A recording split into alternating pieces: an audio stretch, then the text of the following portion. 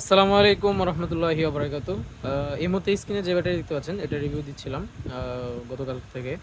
এটা কিন্তু lithium ion phosphate battery 15 ampere cell, একবার brand new cell. 15 ampere cell কিন্তু এটা একটা 15 এম্পিয়ার 3.2 ভোল্ট। তো আজকে 8টা দিয়ে 30 এম্পিয়ার এবং হচ্ছে 12 ভোল্ট তৈরি করতেছি। একটু আগে 24 ভোল্টের একটা তৈরি করেছি, এখন হচ্ছে এটা তৈরি করতেছি বিএমএস সার্কিট সহ।